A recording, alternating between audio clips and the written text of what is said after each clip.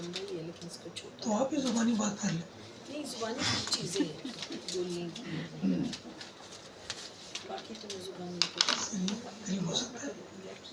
وہ والا ہو thank you sir. تھوڑا سا گھما لیں. اس میں بھی سیکھ دو میں چیزیں تھوڑی سی.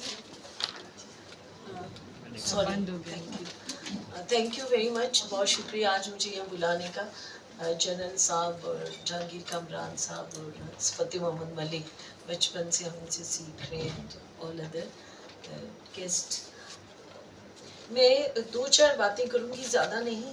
ایک لکھا تو خیر میں نے کافی تھا, لیکن جو ابھی صورت حال ہوئی ہے لیٹسٹ اس وقت جنگ کی, اور جو یہ ہے کہ یوم تکبیر کے حوالے سے, تو نو ڈاؤٹ کہ یوم تکبیر ہمارے لیے ہر دم ایک پرائڈ, پوائنٹ آف پرائڈ ہے کہ ہم نے ایک ایسی چیز کر دی جس کا ہمارے جیسے ملک سے سوچا بھی نہیں جا سکتا تھا. ٹھیک ہے, اس کی بنیاد بھٹو نے رکھی, لیکن اس کے بعد نواز شریف نے, قدیر خان, اور یہ سارے ہمارے ہیروز ہیں جنہوں نے اپنی جان اس میں کر کے, اور اینڈ تک قدیر خان کتنی کسٹڈی میں رہے, حفاظت میں رہے.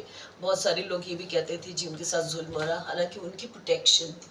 ادروائز تو بڑی نیشنز جو تھی, انڈیا واز آفٹر ہم, تو ان کو محفوظ رکھنے کے لیے بھی یہ سب کچھ تھا. کچھ اسٹریٹجیز ہوتی ہیں جیسے جنرل صاحب نے کہا. تو اس میں یہ ہے کہ یہ ہمارے اوپر بہت بڑا ان کا احسان ہے.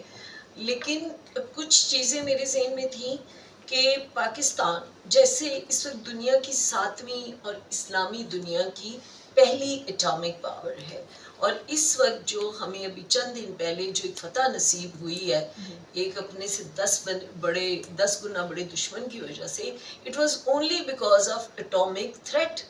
کیونکہ ظاہر ہے جیسا جنرل صاحب نے بھی کہا کہ سائبر کے تھرو ہم لوگ, ہماری ماشاءاللہ جو ینگ جنریشن ہے, یہ جو آرمی کی ینگ لاٹ تھی, دے ور سو مچ ایکسیلنٹ, ان کا وہ اس میں پرفارمنس تھی کہ آئی تھنک کہ ہم پاکستانی خود حیران ہو گئے. And it was all because of control of cyber. اور پھر ہماری ایئر فورس نے جو کیا اس کو, اس میں ایک چیز جو تھی میں بتانا چاہ رہی تھی کہ عراق نے بھی, پاکستان از دو کہ اونلی اسلامک کنٹری, لیکن عراق نے کوشش کی تھی اٹامک پاور بننے کی, لیکن اسرائیل نے ایئر میں ہی اس کی جو اٹامک ڈیوائس تھی اس کو سٹارٹ میں ڈسٹروائے کر دیا تھا. دس از سم تھنگ ویری امپورٹنٹ. پھر اس کے بعد جب ہم اٹامک پاور بنے, یقین کریں کہ یہ بھی ایک اٹامک معجزہ تھا, کیونکہ جو بڑی پاورز تھیں اسپیشلی امریکہ and Russia, they were ready to destroy. لیکن جس رازداری سے وہ کام ہوا تھا, یہ بعد میں آرمی کے بھی کچھ لوگوں نے بتایا کہ وہ اتنا سیکرٹ تھا کہ چند سیکنڈ میں انہوں نے وہ کر دکھایا. ٹھیک ہے, اور یہ میں سمجھتی ہوں کہ اگرچہ کہ ہمارے پاس ہمارے انجینئرس کا, کیونکہ مبارک مند کا جنہوں نے سمر مبارک کا کہا ہے, he used to be our neighbor, my parents home. تو ہم ان کو بچپن سے دیکھ رہے تھے اور ان کی مسز کو کہ کس طرح وہ لوگ کام کرتے ہیں. Later on they migrated. اس کے علاوہ پھر ایک چیز جو یہاں تھی کہ جو میں زیادہ نہیں کہ میں صرف یہ بتانا چاہ رہی تھی کہ یوم تکبیر جو ہے محفوظ پاکستان کی ضمانت ہوئی ہے, اٹامک بینگ اٹامک پاور. اس میں تھوڑی سی کچھ چند باتیں میں ہسٹوریکل لکھ کے لائی تھی. I want to share. I know کہ lot of people must be knowing it. Madam Curie جو تھی سائنٹسٹ تھی, شی واز دا ون کہ جنہوں نے, برٹش سائنسدان نے ریڈیم کینسر کے علاج کے لیے ایجاد کیا تھا. ٹھیک ہے, سب آپ لوگ جانتے ہوں گے. دوسری جنگ عظیم کے دوران یورینیم کی افزودگی پر کام ہوتا رہا. یورپین اور جرمن سائنسدانوں نے ہٹلر اور مسولینی سے تنگ آ کر امریکہ مائگریٹ کر گئے. ٹھیک ہے, ان میں آئنسٹائن بھی شامل تھا.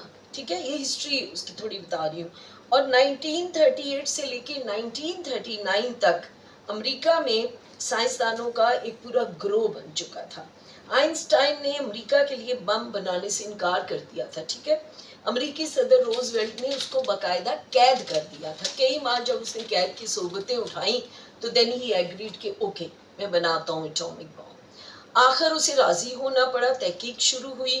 کولمبیا یونیورسٹی کے نوبل انعام یافتہ کیمیا دان اور سائنسدان بھی اس میں شامل ہو گئے, اور مین ہیٹن پروجیکٹ کا स्टार्ट हुआ, एक बड़ा मशहूर हुआ था जो मैनहट्टन प्रोजेक्ट.